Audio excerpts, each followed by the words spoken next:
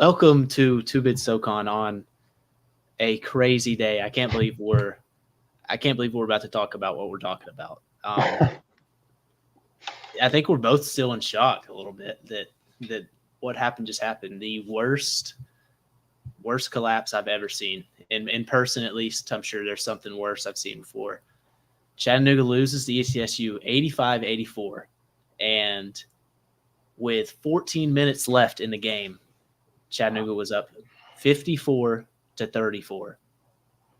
and they lost. I have no words. I'm really and truly shocked. I'm also shocked that the team that they lost to was ETSU. We're talking about an ETSU championship game tomorrow. Matt. No. Matt, ETSU is making the hype video for the championship tomorrow, and I'm telling you, any of the ETSU media guys, go back and listen to the podcast. Matt talks about how he wants to gouge his eyes out when he watches your offense all year long. Go find it, clip it, show it to the team, motivate them, and you might have a shot in this game.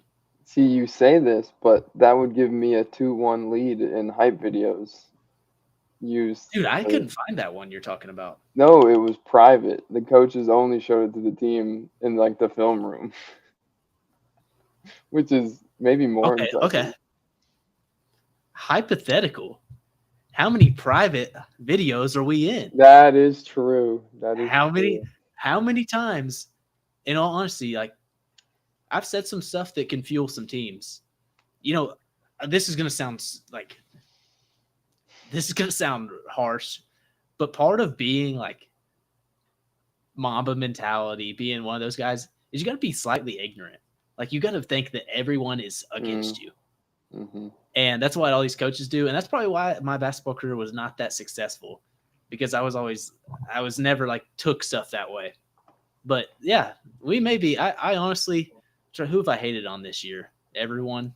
Samford, Bucky McMillan, when he passes me, Bucky McMillan might be a full-time watcher of this.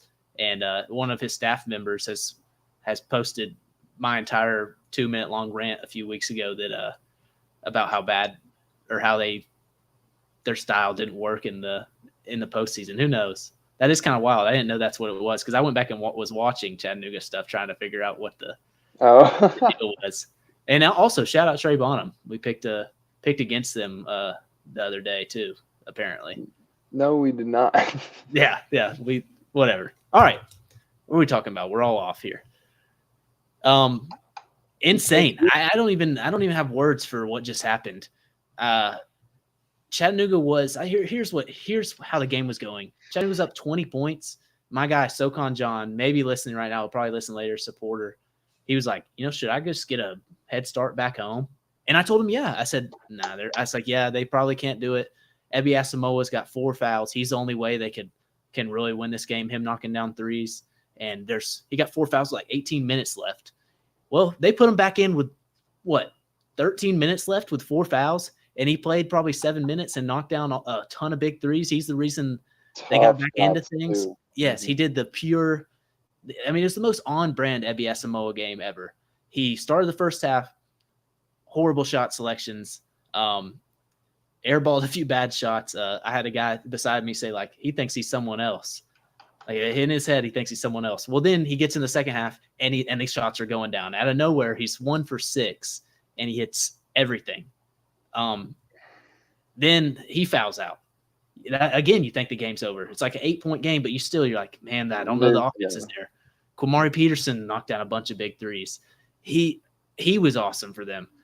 Karan Boyd, 6 offensive boards to go with what did we say? 24 offensive boards ETSU had tonight. Yep. It's one of the most unreal stats, and I didn't see it until Dan Earl mentioned it in the post-game press conference. ETSU took 79 shots tonight. Chattanooga took 53. 79-53. Dan they only made 2 more field goals than Chat. Yeah, and Dan said it's kind of a little crazy that the game was even close.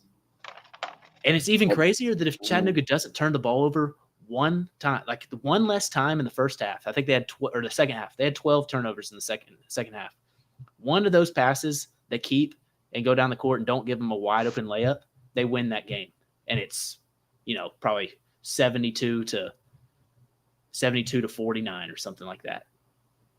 That is unreal. They didn't deserve to win that game. They fell asleep. They couldn't handle the press, couldn't handle the pressure. I don't know what it was. They were just trying to go way too fast, and it was almost unbelievable to watch it. It was just turnover, where you're sitting there like, is this serious? Are they seriously? And let me not put this all on Chattanooga. ETSU, like we said all year, those dudes can guard, and their length is real. It was virtually the same as like Samford's press, but instead of Dallas Graziani and Rylan Jones, it's Ebi Asamoah and Kimari. Oh, Kimari Peterson's not that huge, but he's bigger than those guys. I mean, that whole press was just so long and athletic, and most of that run happened after Jaden Parker had fouled out. So for them to turn Chattanooga over like that and get that many stops in a row was super impressive. Yeah, I'm still a little bit in shock. Like, we're sitting there, and I'm sitting beside some NBA guys, and they couldn't believe it. They thought the game was over. They thought they almost made a wasted trip here to Asheville because, anybody was here in Asheville NBA wise was here to see Vontarius Woolbright first and foremost.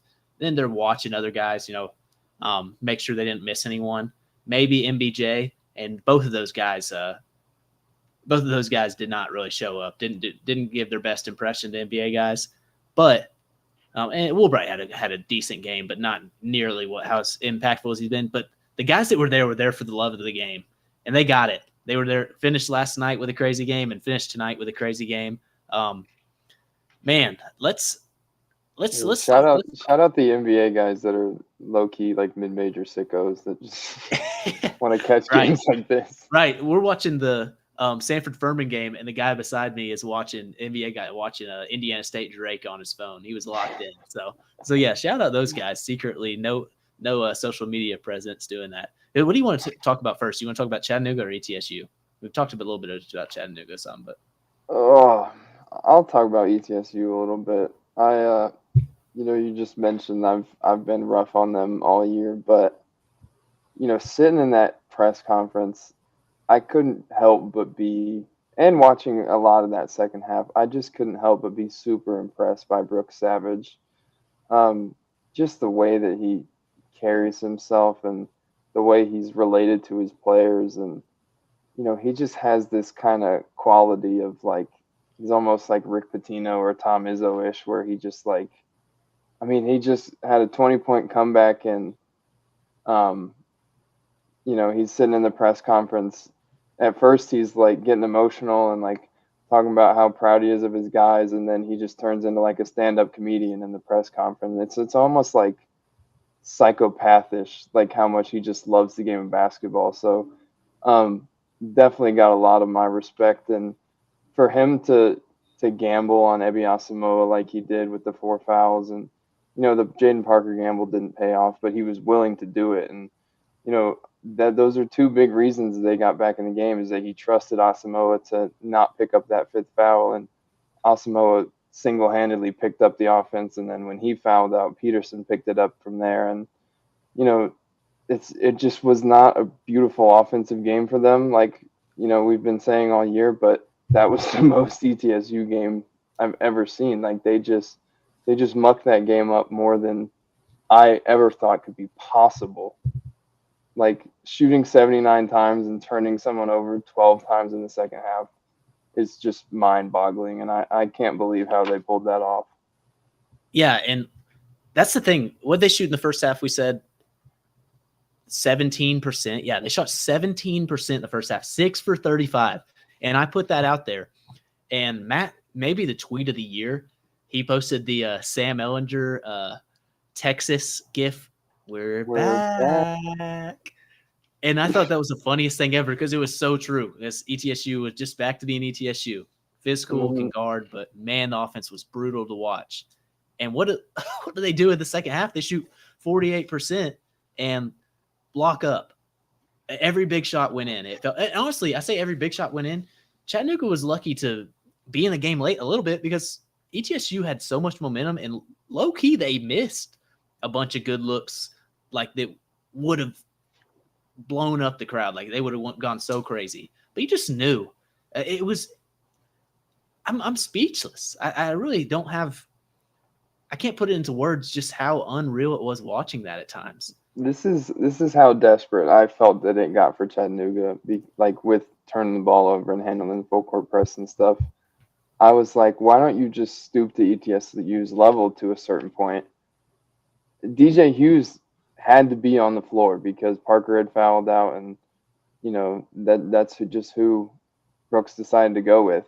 And I'm sitting here looking at the box score in the second half, and I'm like, Honor Huff is the only player on the court with 0 fouls right now. Like everybody else is at 2, 3, 4, something like that. Like everyone's been beating the hell out of each other all day.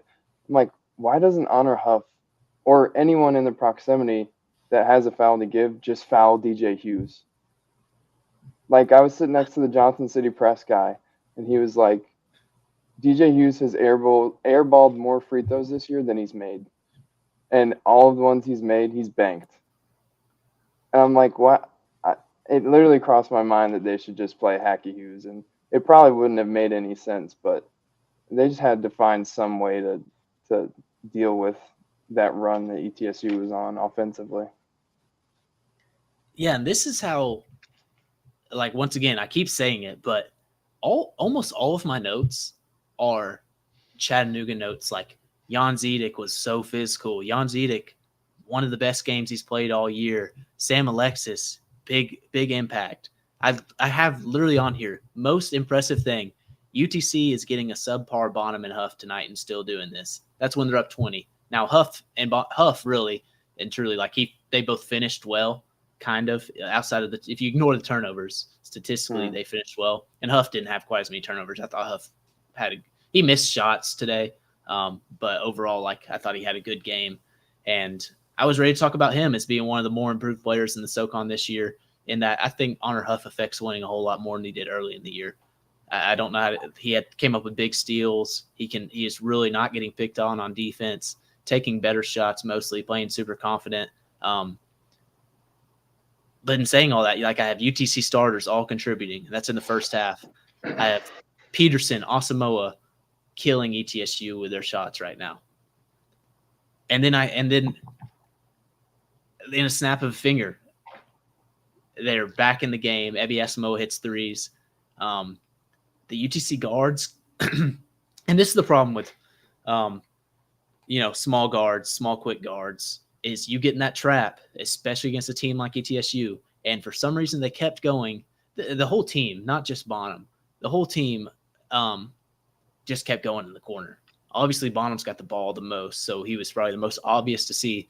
But what were they doing going in the corner? I will blame that partially on the coaching staff for not, I don't know, saying do not go in the corner ever again. But at the same time, it's just, I think a guy like Miles J would have helped. I asked Coach Earl about it. I don't know if he wanted to necessarily hear that question, and maybe I didn't deliver it the best. But I think Miles J, Chattanooga wins that game with Miles J.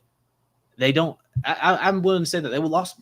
It was a tie game, and then they lost by 1 point. Tie game. Yeah, I guess they would have gone to a lot of that 3-guard stuff to deal with that. Because what I've continually said is, today when talking to you and talking to other guys around there, just think if Chattanooga has one less turnover in that second half, they get away with that and somehow win the game. I mean, Kamari Pearson hit that layup with 1 second left to tie the game for the first time since who knows when. Yeah. One less time that they don't give it to Jaden Seymour for a layup, or one of them just for a wide open fast break layup, and they win that game.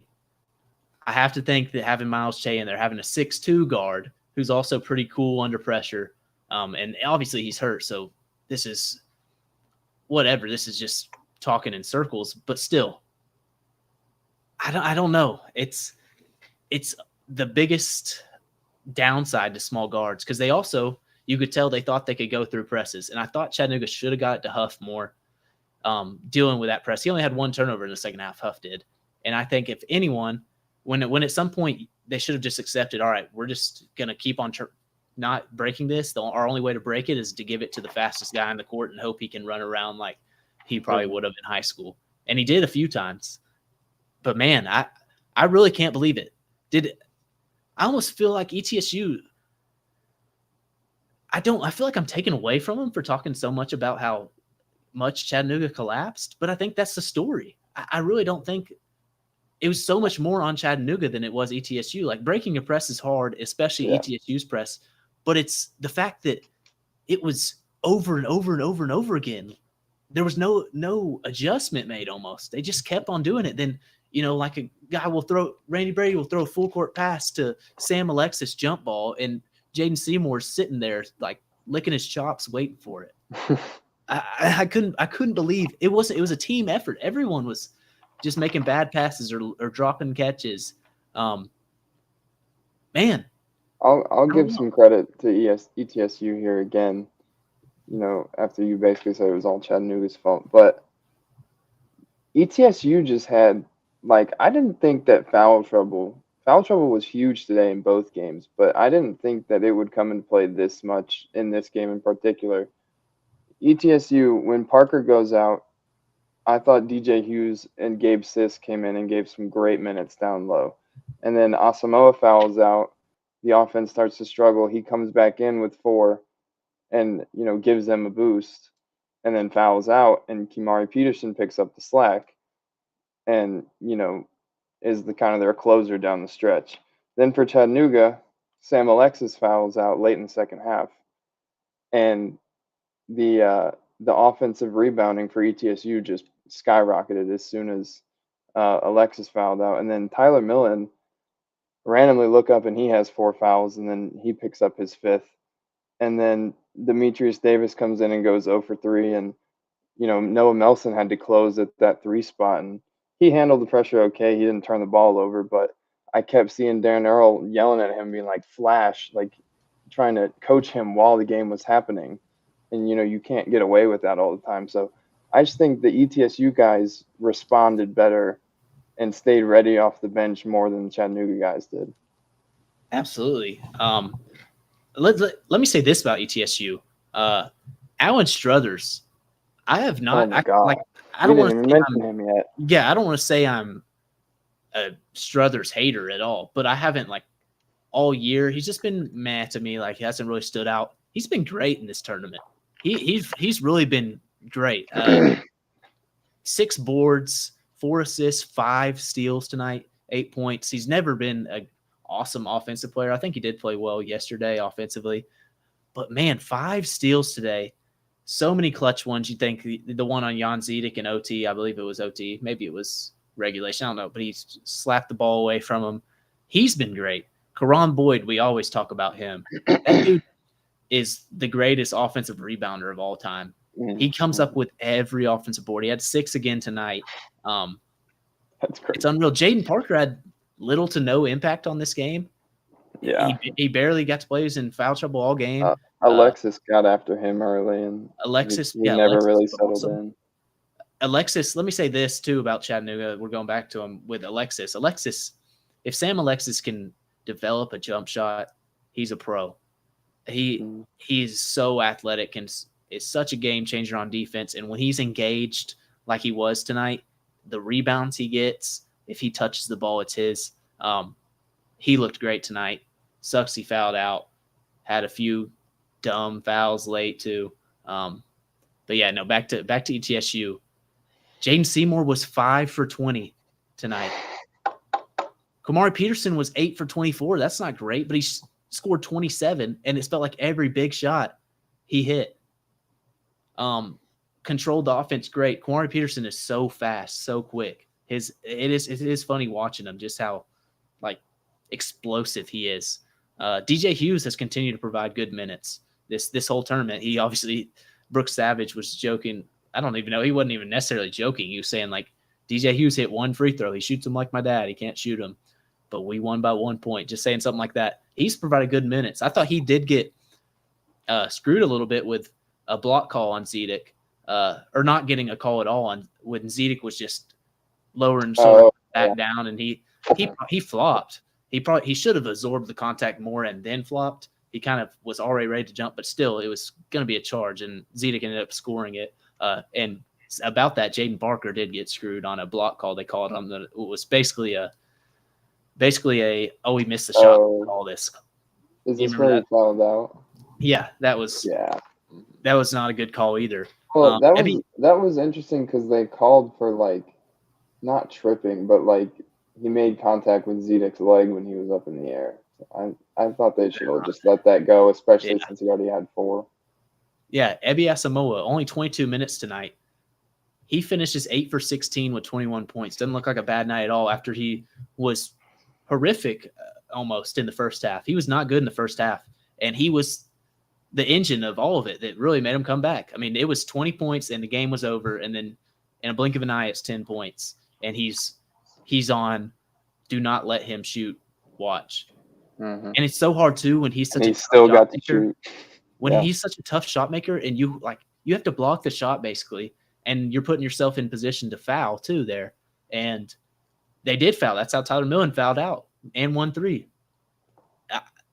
I'm at a loss for all of this. Yeah. I thought Millen played great for Chattanooga today in the short time he was in. He just didn't get 5 fouls in 16 minutes. Yeah, I thought that was huge that he couldn't play because he's been really good defensively for him. And I think he's really he's a smart player too. He's could have helped with that press. Man, do we have anything else on this game? I don't know. I feel like I haven't done this game justice. That's how crazy it was. I mean, we haven't even mentioned the magic of the 7 seed yet. I feel like I remember before the tournament started scrolling through Twitter and seeing some people tweeting about how great the 7 seed has always been in the SoCon tournament. And I was like, it's ETSU. It's not going to happen this year. The top of the league's too good. Here we are. Right. They're in the title game. It's crazy. All right. Let's talk about the other game, the one that sucked, apparently. And actually, I say that, it did. Samford fans, do better. I don't like being over, like it's a long drive, but this is a, I won't say once in a lifetime Samford team, but this is one of those teams you're going to talk about in 15, Bucky could be gone, guys. And Bucky McMillan could be gone. And so I can't believe it. This Samford team, I hope the fans show out for them tomorrow night because all they've done is handle business all year long. And the ETSU fans are going to show out tomorrow night. Oh, yes. They were huge tonight, too. Yeah. They had the back behind the bench. The section behind the bench was full. Now, the first row, it was straight student managers. Samford, by the way, has 400 student managers and 200 guys on staff. They have the most coaches of all time. They have 2 coaches for every player about. Like, it's crazy, especially because they'll wear those ugly bright red. That's a horrible color. They should just go with Samford. They should go with the Samford red. I don't know why they wear those bright red quarter zips. They just make you stand out, and they don't really look that good either. But they have so many coaches. That's so off topic. But their fan base,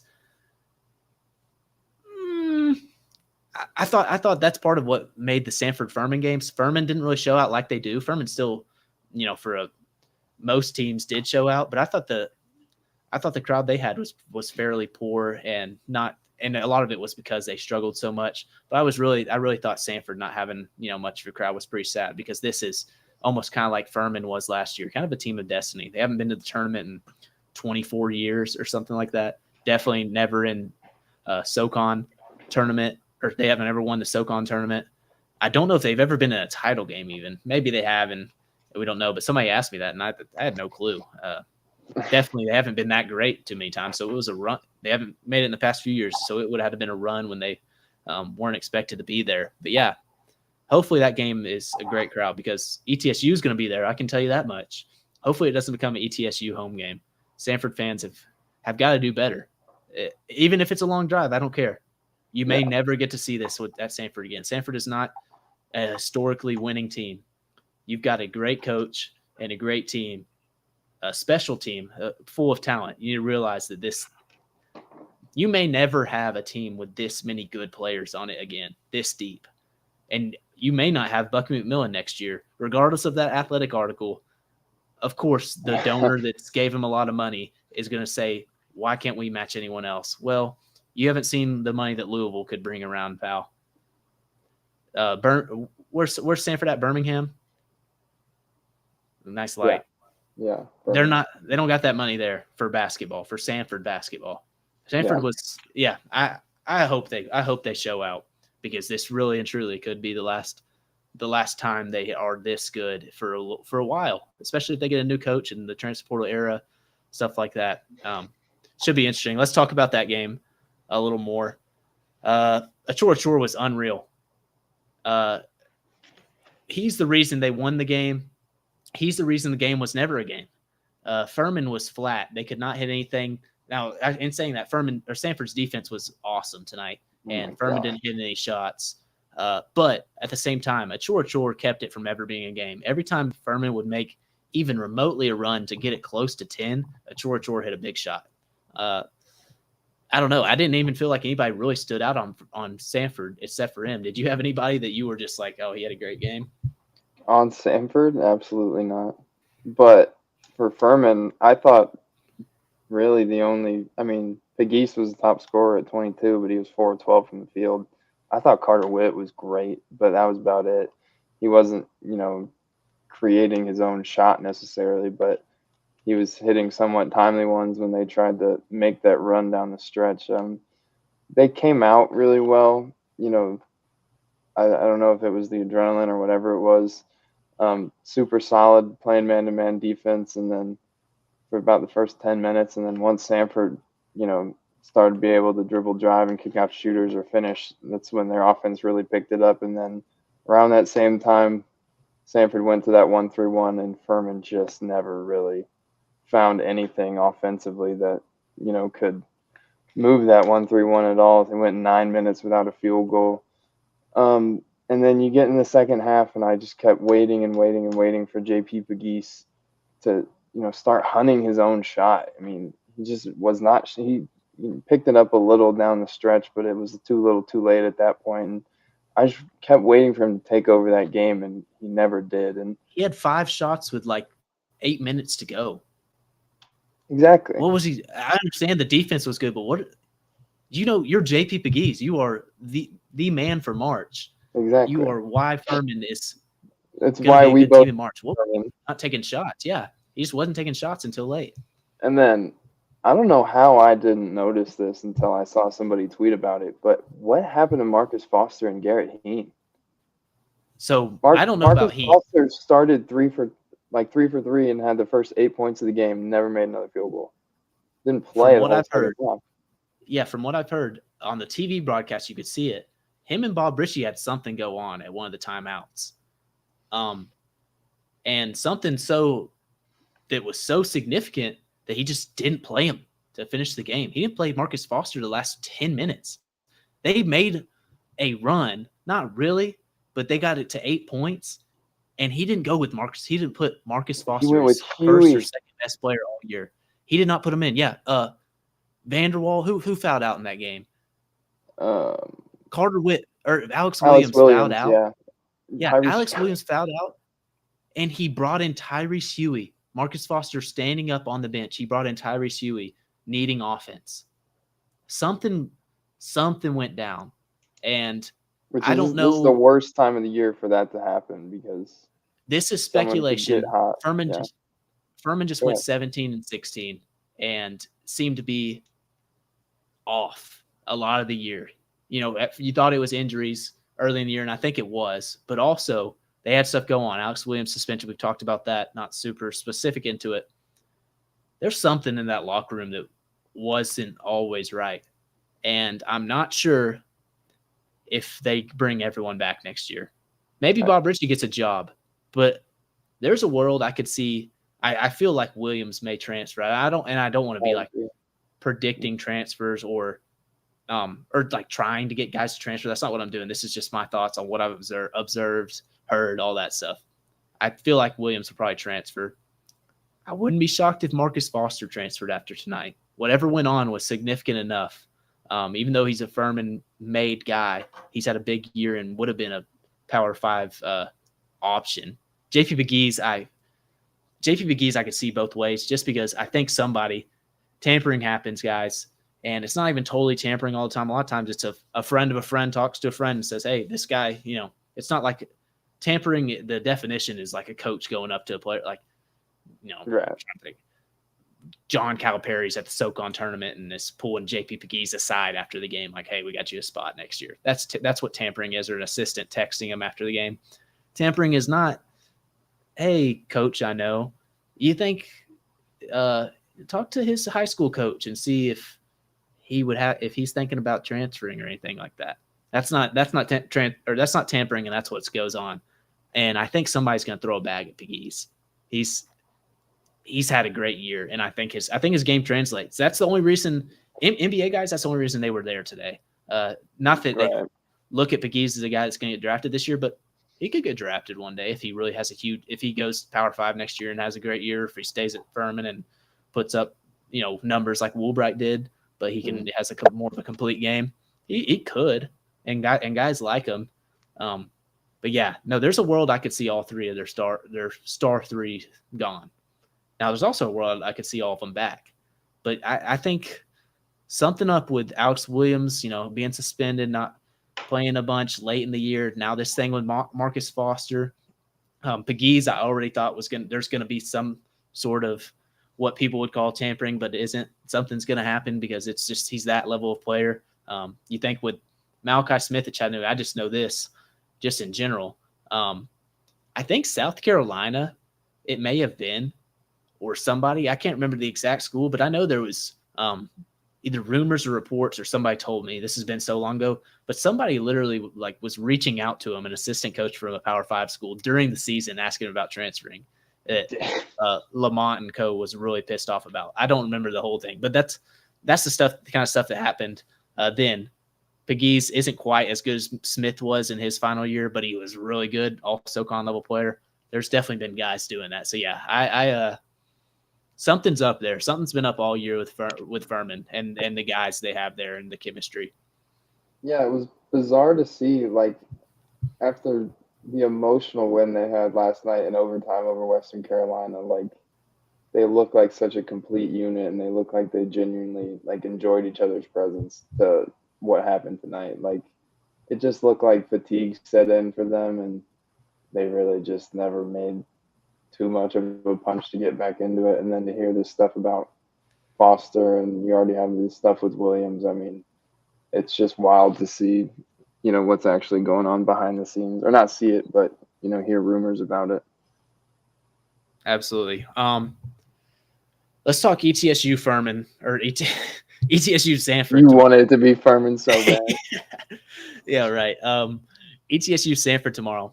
What's your prediction? What do you think's going to happen? Oh God, see, that's tough.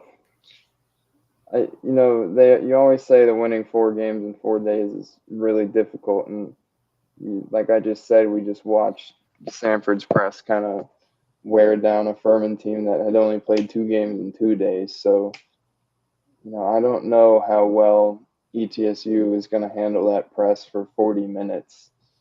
Obviously, Asamoah is going to have to stay out of foul trouble, and they're going to need a big lift from Peterson again, and they're going to need Seymour to shoot a little better from the field. I don't want to paint the narrative that this is such a mismatch, but ETSU is going to have to play close to a perfect game, because Samford is probably going to do something similar. Samford's just been such a well-oiled machine all year that it's going to take a very impressive performance from the same guys that showed out for ETSU tonight. It's going to take huge games again for them to win tomorrow. So I would lean Samford at this point, but I've picked against ETSU too many times now, apparently. We have, and I'm leaning. I won't even be. Maybe let's ETSU staffers, if you're watching this, make sure to play this for the guys tomorrow if you want, because I want a good title game. I am heavily leaning Samford. I don't think the 4 games in 4 days thing is real. I don't think people talk about it, but the players, I know last year with Chattanooga, they were like, "Oh, we're not tired, we're young," blah blah blah. The coach Earl said that last year. I remember that being a thing, and they They did not have it against Furman. Granted, Furman was the better team. Furman was so talented last year. So don't misunderstand me there. But 4 games in 4 days, especially when you're ETSU. Chattanooga last year, the 4 games in 4 days thing was a 3-point shooting team that was hot. ETSU is a physical, face guarding, bumping every cut, pressing, getting every rebound, 24 offensive rebounds from them today. That we said that, but still does not make sense here. Like, that's an unreal stat. They're going after every board. What you said something about going after every board like it's life or death. Like, dude, they were just beating the hell out of each other towards the end of that game. Full on brawl for every board. That style of play is what wins in March. And with ETSU, they found an identity. That's what I was ready to say when they were down 20 points. I was like, sucks for ETSU that they've lost this game. That's what I was thinking. But one thing they have done is they have found their identity, and it's being a bunch of athletic dudes that can guard and are going to be the more physical team, almost like Rick Barnes and Tennessee do.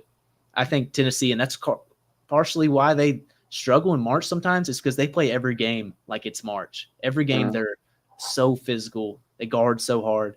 ETSU has found their identity, and that's it.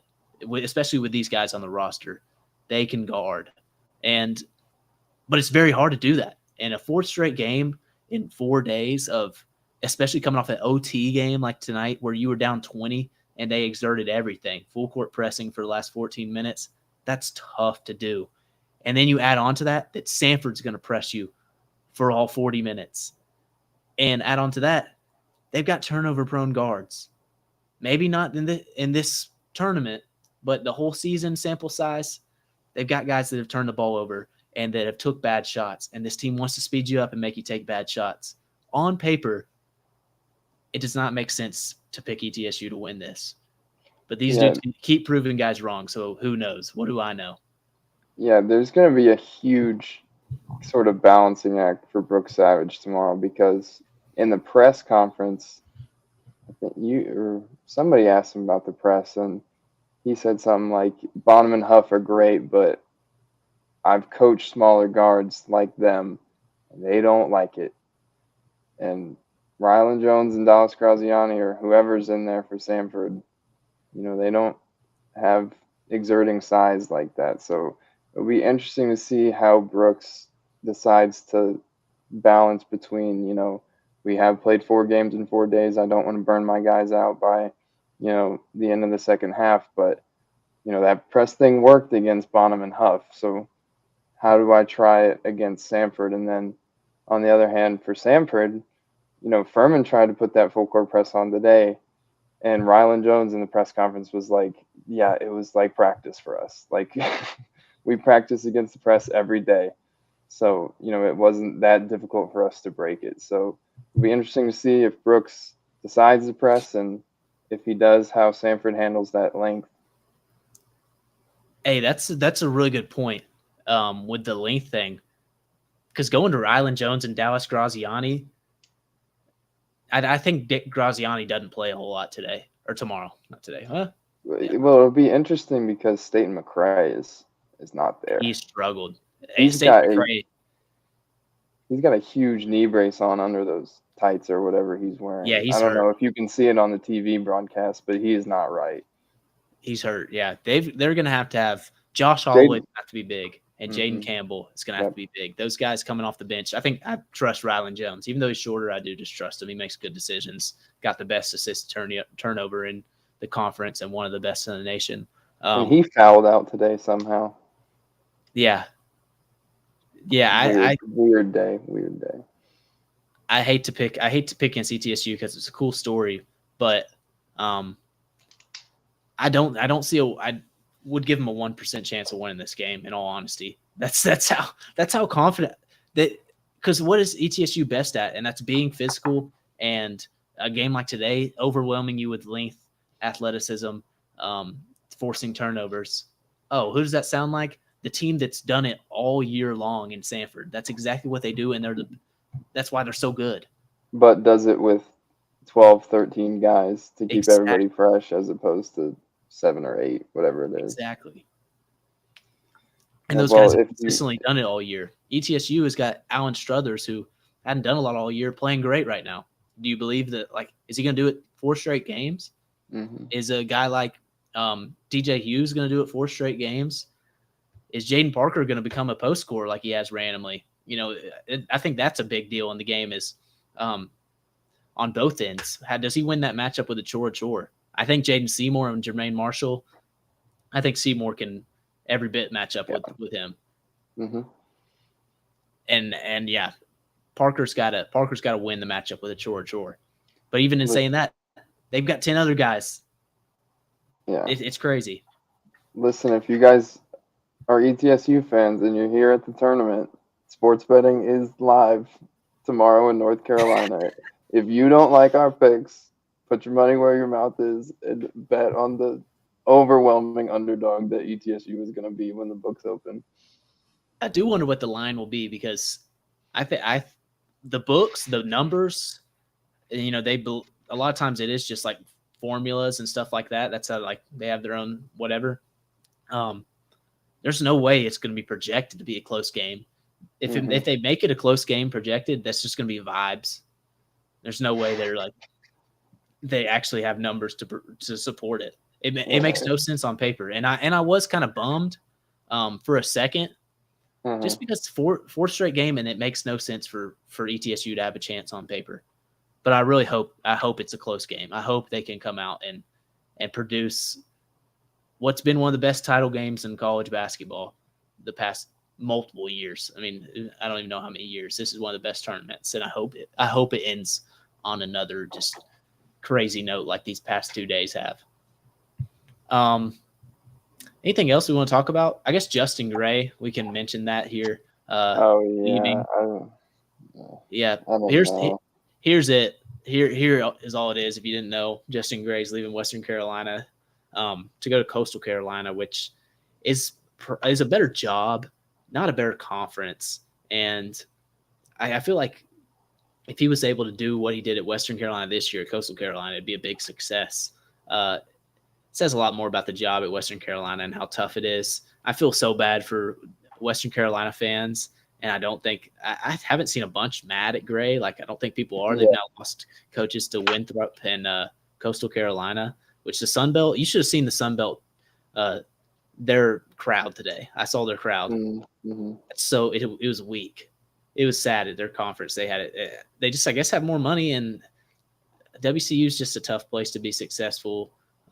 The money I guess isn't always there. The town isn't a ton. I know they're passionate. I interacted with them. Those guys are passionate, but yeah, it sucks. I don't think there's a whole lot more to say about it. Just kind of stinks. Yeah, like you said, it is probably a better job, and it's gonna be hard. It would be if he stayed. It would be so hard to get another Vontarius Woolbright to come to Colway. It'd be hard to get another Russell Jones Jr. Exactly. or Trey Jackson. Like that's Coastal Carolina is probably an easier sell for guys like that, where trying to get them to come to Colby is not that. So also would not be surprised. Starting from scratch. Yeah, I wouldn't be surprised if somebody like DJ Campbell, who has 2-3 years left or whatever it is, hits the portal in the next few days, and you see him on his way to Coastal Carolina too. That is a good point. I didn't even think about that.